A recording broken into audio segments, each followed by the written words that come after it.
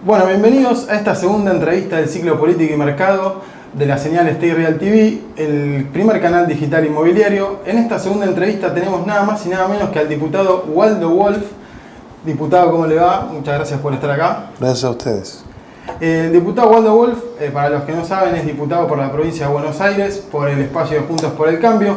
También es martillero público y licenciado en Administración de Empresas. También nos va a estar acompañando Damián Caffarella, que es director de la Cámara Inmobiliaria.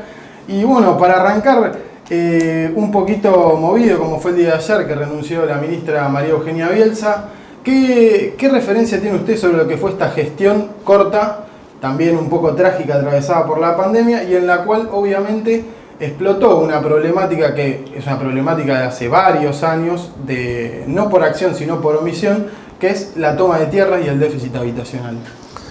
Bueno, este gobierno sin duda la ha oficializado, la ha fomentado, porque si vos tenés una funcionaria de gobierno como Victoria Donda, que actúa formalmente en la toma firmando un acta, y tenés a Carpinetti, creo que se llama la otra funcionaria, que duerme en la toma, y tenés a Grabois, que es un hombre apañado por el gobierno, que participa de la toma, si bien las señales a lo largo del tiempo en los últimos años no han sido de las mejores, estamos a toda orquesta ahora ya directamente. Yo le preguntaría a algún cliente si estaría dispuesto a invertir en algún terreno para hacer una propiedad horizontal en la Patagonia, por ejemplo, y bueno, supongo que nadie me va a acompañar, ¿no?, con estos antecedentes. Y una de las soluciones que se planteó en su momento fue el otorgar, por decir así, una especie de IFE o una ayuda de 50.000 pesos a quienes eran parte de la toma o a quienes estaban bajo esta problemática de déficit habitacional. ¿Cree usted que esto es una solución de lo inmediato, pero no del problema estructural, y es seguir fomentando esta situación de déficit? No, esta es una solución para un proyecto clientelar que tiene el kirchnerismo, que es seguir teniendo clientes. Yo caminé la toma de Guernica, tenemos un concejal que se llama Guido Guiana, que es lindero de la toma, alambrado por medio, y la caminé y lo constaté. Estuve en la toma un mes antes de que se produzca el desalojo, 90% de la toma vacía, o sea que la gente vivía en otro lado. Pude conversar con la gente que estaba ahí y nos decían que esto era un proyecto clientelar. Vos pensás que en una toma como Guernica tenés 1.096 terrenos, a 5 personas por terreno, de repente tenés un ejército propio de 5.000 personas a las que le vendiste tierra y les manejás el ingreso con todos los planes que tiene este gobierno para darles. Parte del proyecto de este gobierno. Es un problema que, como mencionabas antes, hoy en día en la Argentina son 3,5 millones de familias viviendo en condiciones de déficit. Por lo menos un 70% tiene algún tipo de déficit, desde lo que es la falta de cloaca, la falta de una red de gas. ¿Qué solución creerías que se puede aportar? Obviamente, yo creo personalmente que es una solución a largo plazo. También hay que tener una solución a mediano o a corto plazo para esta gente que está con un problema real, pero a largo plazo, ¿cuál creerías que debería ser la postura de un gobierno y también la solución a llevar adelante? Mira, a largo plazo es bajar el déficit fiscal y es ir hacia una moneda dura. Vos fíjate que la última vez que nosotros tuvimos grandes volúmenes de créditos hipotecarios fue en la época de Menem, que después aumentaron el déficit fiscal y la convertibilidad voló por el aire, pero era la época donde vos ponías en venta un pozo y la gente hacía cola, y en los barrios también, no solamente lo que era alto poder adquisitivo, sobre todo en los barrios es donde más se construyó. Para eso hay que bajar el déficit fiscal y la moneda tiene que ser dura, no habiendo inflación. Mientras tanto, habría que procurar a los sectores más humildes darle algún crédito subsidiado, pero un crédito al fin. Una frase, evidentemente, yo soy un actor de la política y fijo posiciones, ¿no? Yo siempre critico una frase de Evita. La critico porque está incompleta. Te dicen, donde hay una necesidad, hay un derecho.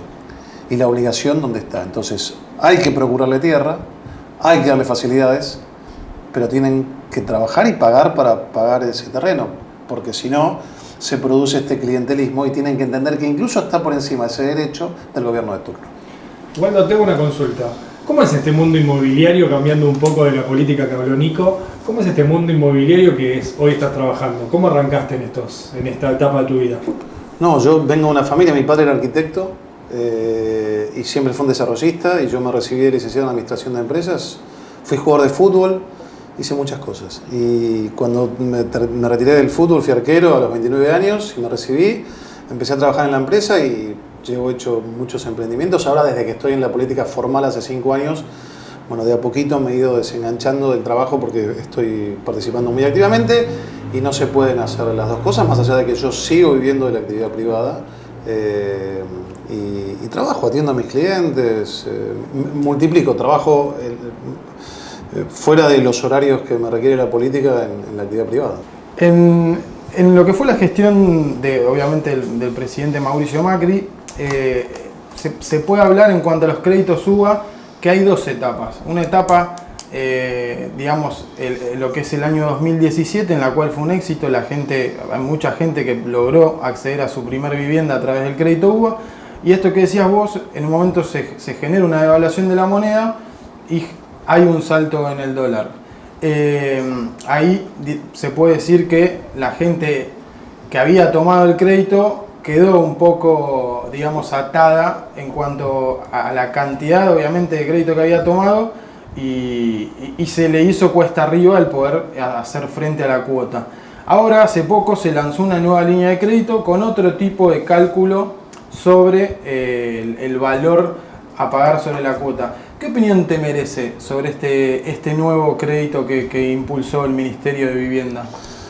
Mira, más allá del color partidario de cada uno de nosotros, si la Argentina nos genera credibilidad a lo largo del tiempo y no la está generando, el problema va a pasar de una administración a la otra. Así como nosotros generamos un crédito UBA, también es cierto que se encarecieron mucho las cuotas, pero también se valorizaron mucho las propiedades y la tasa de morosidad de los créditos UBA durante nuestro gobierno era ínfima, creo que era por debajo del 1%.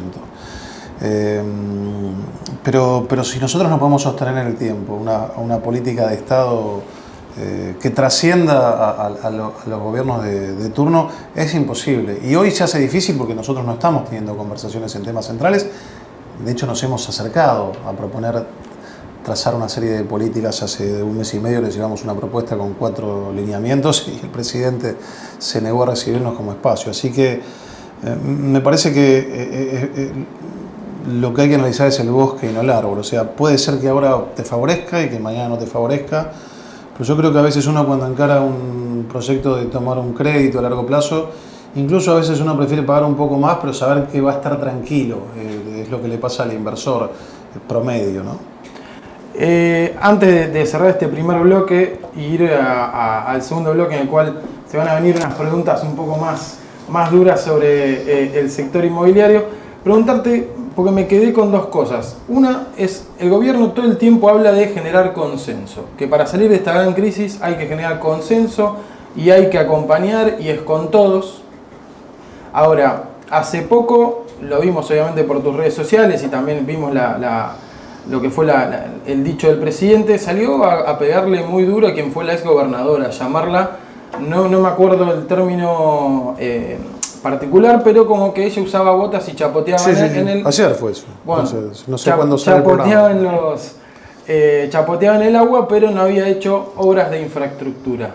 Es como un poco, genera una dicotomía, ¿no? Hablar de consenso y salir a golpear en función así, tan crudamente. ¿Qué opinión te merece? ¿Es real el consenso? Pues recién nos acabas de decir que no lo recibieron, por ejemplo, una propuesta. Alberto Fernández es un caradura. O sea, el hashtag que utilizamos es caradura y yo fui uno de los que lo promovió. Y me duele decirlo porque nosotros, de hecho, con el tema de la gobernadora como ejemplo, salimos a mostrar todo lo que se hizo. No hace falta destruir al que estuvo antes para crecer. Vos podés decir, bueno, hizo poco, nosotros vamos a hacer más, pero la verdad que es una ofensa, además es una falta de respeto a quienes estamos en política, porque yo no creo que todos quienes estén en este gobierno estén haciendo cosas mal. Hay gente que trabaja bien, hay gente con la que yo tengo buen diálogo. El presidente de la Nación ha dicho de la palabra un felpudo Y si hay algo que se hizo, en este caso específico, que vos hacés mención, yo soy diputado por la provincia de Buenos Aires, cuestiones vinculadas al saneamiento hídrico, ¿no? Y se hizo la famosa obra del Arroyo El Gato, que Mauricio Freila inauguró. La Plata no se inunda más. Ellos tuvieron una cantidad de muertos en La Plata que todavía no se sabe cuántos son. Entonces, no, es mentira, no llama al diálogo un hombre que ha hecho de la palabra, ha degradado la palabra a niveles peligrosos. Bueno, se nos fue el primer bloque, ahora vamos a volver con el segundo bloque. Vamos a tener algunas preguntas un poco más duras del sector. Bueno, nos vemos en un rato. Stay Real TV es el primer canal digital inmobiliario que a través de la tecnología de streaming acerca el sector a la gente. ¿Sabías que hoy el 90% de las relaciones comerciales comienzan desde los portales digitales? Por eso, desde Stay Real TV generamos información, noticias, contenido, programación y eventos digitales sobre el real estate. Asimismo, brindamos todo el servicio de branding digital, producción audiovisual, construcción de marca en redes sociales, marketing y posicionamiento, porque acercamos tu desarrollo a la audiencia y te brindamos distintos canales de venta para lograr efectividad con tus clientes. En Stay Real TV logramos que tu desarrollo inmobiliario se potencie. Construimos y desarrollamos comunidades digitales que faciliten la venta de tus proyectos. Seguinos en nuestras redes sociales, en nuestro canal de YouTube y página web. Sumate a las nuevas tecnologías de venta del real estate. Sumate a Stay Real TV. Ahora vamos a pasar a esta sección en la cual va a estar aportando preguntas también Damián de la Cámara Inmobiliaria. Bueno, Damián, ¿cómo va eso? Venimos muy bien, gracias a Dios, y más con el programa, tanto de café como de ser inmobiliario. Waldo, ahora viene un ping-pong inmobiliario. ¿Estamos bien? ¿Estamos tranquilos? Recién hablabas del consenso, pero como soy apartidario no vamos a hablar de política, no entro tanto en la política, sino vamos a hablar un poco del corretaje inmobiliario. Contame un poco qué te merece la famosa ley Lipovetsky. Sí, no me gusta llamarlo de ese modo. Yo no estuve de acuerdo con esa ley. De hecho, no la voté. A veces me operan en las redes, porque yo tengo relación personal con Daniel. Y en la primera reunión en 2017 salimos y subí una foto diciendo estamos trabajando en la nueva ley de alquileres. Abril del 2017. La ley se vota en diciembre del 19. Yo después no acordé con esa ley y no la voté. El legislador habla por su voto, es como un juez con sus fallos. Y me abstuve. Abstenerte en una ley que presenta tu ejecutivo es un gesto político. Seguramente. Y yo no acuerdo con esa ley. De hecho, no acuerdo con el intervencionismo extremo en ningún ámbito. Y mucho menos en este, que lo vivo día a día. Y me corrí, si hablas con el colegio de martilleros, que es donde yo estoy matriculado, ellos iban a la negociación y yo me terminé corriendo porque dije, además me parecía poco ético empezar a influir en una ley que me iba a terminar beneficiando a mí. Y esta ley, vos sabés perfectamente que no solo que no beneficia, sino que ha perjudicado tanto a los inquilinos como a los corredores. Entonces yo no voy a votar una ley que me perjudica a mí. Lo mejor que hice fue correrme y dejar que se negocie. Pero bueno, es parte del juego político y no acuerdo con esta ley. En esto no acuerdo con Lipovetsky, en otras cosas tampoco, pero separo lo que es mi relación personal con mi relación política, ¿no? ¿Crees que el mundo inmobiliario le llama ley Lipovetsky? Es la ley de alquileres, obviamente, no para faltarle el respeto al señor Daniel Lipovetsky, sino como para darle un nombre a la ley de alquileres. Lo que a mí concierne en lo personal, creo que la ley estuvo muy beneficiada hacia los corredores inmobiliarios porque nos dio la incumbencia inmobiliaria. Pero como vos decís, no benefició ni al propietario, ni al inquilino, ni al corredor inmobiliario, porque se termina siendo muy difícil. En esa situación vos me das la derecha. No creo que 2 a 3 años no perjudiquen nada al propietario y al comprador, pero sí particularmente que hoy los alquileres estén en alza porque el propietario no sabe cuánto el gobierno le va a dejar aumentar el alquiler, que antes más o menos estaba pactado que entre el inquilino y el propietario podían hacerlo en el transcurso de 2 veces semestral o anualmente el aumento, que ahora lo hace el gobierno. Por eso hoy los precios están en alza. ¿Estás de acuerdo con lo que estoy diciendo o no? En parte. Creo que no es un problema técnico, porque si vos confías en un gobierno que te da señales, hasta decís, bueno, tengo una propiedad, me arriesgo de 2 o 3 años, se la pongo. Ahora, si vos ves que un día, y perdóname que mezcle, pero soy un tipo que está en la política, y yo lo siento así, el canciller está a favor de Venezuela, el otro día está en contra. Si un día está Frederick a favor de la toma y Bernie está en contra, y vos decís, bueno, voy a alquilar porque me gusta lo que dijo Guzmán, y a la tarde puede salir Pese y decir otra cosa. Entonces, la credibilidad del que está conduciendo es fundamental. Y hoy los gestos son de que vos no sabés si te van a cambiar mañana el barco en la mitad del río, ¿no? Déjame sumar algo a esto. ¿Vos creés que la inestabilidad económica también tiene parte de esto? Que un día se dice una cosa, otro día se dice otra. ¿Vos creés que el mercado no le cree? Bueno, el mercado a grandes rasgos no le cree, y a mí me encantaría que le cree, y te lo digo también como político, porque el gobierno te va a decir, y así como te dije que un legislador habla por sus votos,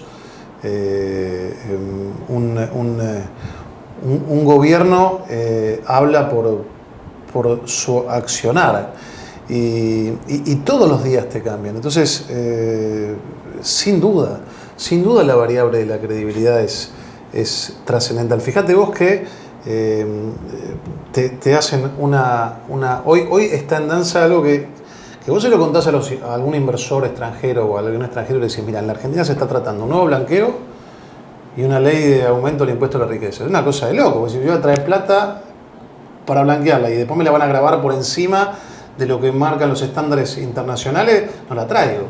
Entonces, hoy no tenés una coherencia. Si hay una característica que tiene el populismo, y la mitad populista de Alberto Fernández la aplica, es el cortoplacismo. ¿De dónde podemos recaudar? Pongamos una ley, un blanqueo. Bueno, ¿y de dónde más? Y pongamos un impuesto a la riqueza. Son absolutamente antagónicas. Los empresarios argentinos y las pymes tienen demasiados impuestos, entonces eso termina perjudicando también a lo que vos decís, que venga un inversor de afuera para invertir acá.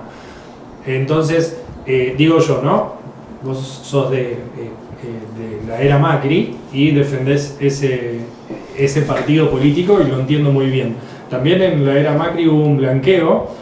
¿Y cuál es la diferencia entre aquel y este que se quiere imponer? Sí, igual te quiero decir que yo no soy un fanático. Nosotros también hicimos cosas mal, y de hecho te he dicho algunas que no hemos podido hacer. Yo no creo en los sismos, no creo en... Justamente lo que le critico a este gobierno es que no asume culpas. O sea, venimos de una crisis sanitaria y una crisis económica, y no creo que lo hayan hecho a propósito, porque nadie quiere que mueran 34.000 personas. Pero bueno, tenés que hacerte cargo de lo que no hiciste bien para no volver a repetirlo. Argentina no aprende de sus errores. No, bueno, pero yo, viste que te dicen, ustedes hicieron su autocrítica. Bueno, yo no escuché otro expresidente como Mauricio Macri que haya hecho autocrítica. Después te puede gustar o no te puede gustar, pero se sentó e hizo autocrítica. Vos lo escuchás al kirchnerismo, no te hace autocrítica de en qué se ha equivocado. Lamentablemente, ¿no? Porque tiene cosas buenas y cosas muy malas. Me preguntaste por el gobierno nuestro si... ¿Cuál era la diferencia entre el blanqueo que quieren hacer ahora con el blanqueo de ustedes?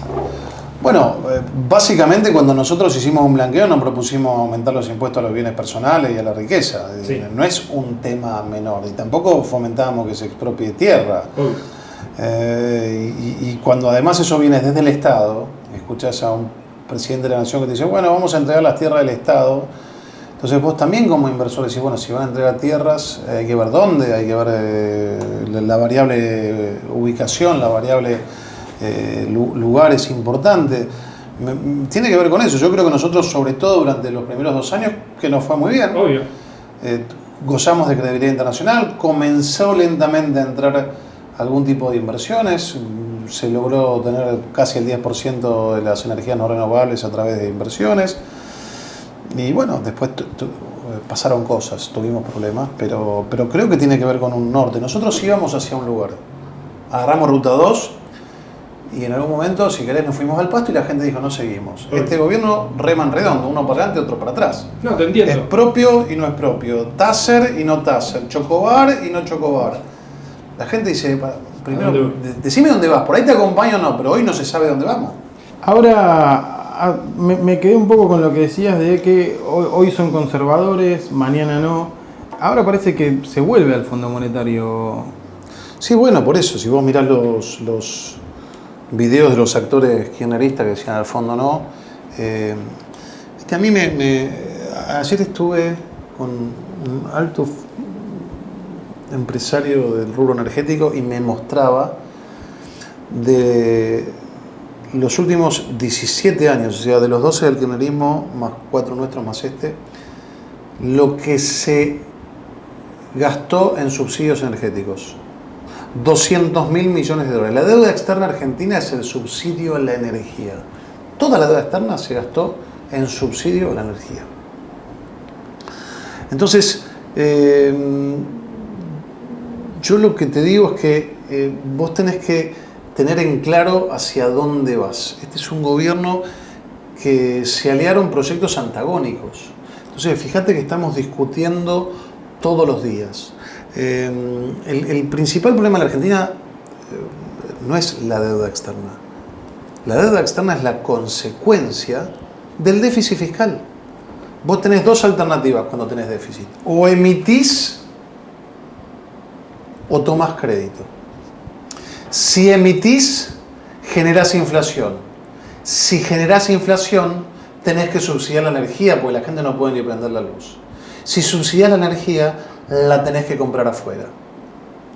Entonces, el peronismo lo ha hecho muy bien. Tiene un piso del 30% y ese 15% que logra convencer, cuando lo logra convencer con un proyecto y una idea muy astuta de haber puesto a Alberto Fernández, que es un falsafazo, un hombre que muchos le creyeron y ha mostrado ser un mentiroso, un hombre que ha mentido, pero si nosotros no entendemos de que como país puede haber algunos momentos donde vos tengas que relajar por cuestiones sociales, pero después tenés que volver a tener una conducta fiscal. Hay un estudio que en los últimos 70 años, creo que 3 o 4 años, Argentina no tuvo déficit fiscal. Lo demás hemos vivido durante 70 años por encima de nuestras posibilidades y colapsa. Después contalo como quieras, pero pasa eso. Y bueno, ya se nos fue casi volando el programa. Unas últimas 2 preguntas cortitas. ¿Cómo se ven para las próximas elecciones legislativas? Y la última, hace poco se te vio inmerso en una polémica que no se entendió muy bien, que se te atribuía que habías hecho una denuncia a unos periodistas. ¿De qué se trató eso? Porque no quedó muy bien claro lo que te querían recriminar. Primero, ¿cómo nos vemos para las próximas elecciones? Yo trabajando por la unidad. Yo acabo de renovar y trabajo por la unidad. Los quiero a todos adentro. Todos los que tengamos una visión democrática, republicana, institucional. Segundo, me preguntaste, yo en el año 1992 voló la Embajada de Israel. En el año 1994 voló la AMIA. Y yo, porque fui dirigente comunitario, en esa época era un joven, desenterré cadáveres con mis manos y los volví a enterrar en la tierra. Y hace 2 meses la interventora de la AFI, la señora Camaño, cometió uno de los hechos más absurdos y graves que se ha cometido en la política exterior argentina. Mostró 3.500 documentos donde exhibió todos los agentes de inteligencia argentina en el exterior. Eso se lo dio a un juez, al juez Auge, y a 2 fiscales, Echeravide y Incardona. Y lo mostró cierto periodismo. Yo lo que hice es preguntarle a un juez si eso es un delito de haber mostrado datos de inteligencia que comprometen a la seguridad de mis hijos que van a un colegio hoy con pilotes. Es lo único que hice. Y si ese es el precio que debo pagar, habiendo sido siempre un liberal, por cuidar a mis conciudadanos y a mis hijos, lo pago con gusto. Yo lo único que hice fue preguntarle a un juez si mostrar datos de la inteligencia argentina, sin ningún motivo, porque no había ninguna investigación, era un delito o no. Somos el hazme reír del mundo. Fui 4 años presidente de la Comisión Bicameral que fiscaliza los organismos de seguridad interior, conozco los agregados comerciales de las principales embajadas del mundo, y cuando pasó esto me dijeron, ustedes están locos. No se le va a pasar ningún informe de inteligencia más por los próximos años, porque ustedes mostraron quiénes son los hombres que los nuestros se tienen que juntar con ustedes. Hoy en Ezeiza puede estar entrando a algún terrorista porque algunos espacios periodísticos mostraron sin ningún motivo esto. Y yo lo único que hice fue preguntarle a un juez si esto era un delito o no. Me parece que no hay nada más liberal que ir hacia las instituciones para preguntarle. Soy hijo de periodista, tengo medios respeto al periodismo, pero le he preguntado a un juez si mostrar datos de inteligencia que comprometen a mis hijos, a los tuyos si los tenés, pero de manera gráfica, a los que sean, corresponde, es un delito. Si eso me transforma en ser perseguido por un espacio que no nos cuidó cuando nos debía cuidar, porque bajo su signo político hubo 2 atentados en Argentina, pago ese precio con gusto. Bueno, muchísimas gracias por el espacio, muchísimas gracias por responder todo. Y la verdad que ha sido un placer escucharte, un placer escuchar tu opinión y obviamente tu postura.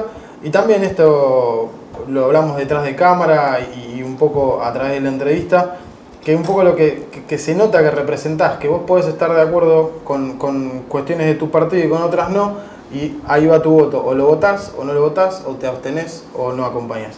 Bueno, muchas gracias. Y ni hablar, Damián, muchas gracias por el espacio y por acompañarnos. Y bueno, nos estamos viendo en la próxima entrevista acá en Stay Real TV.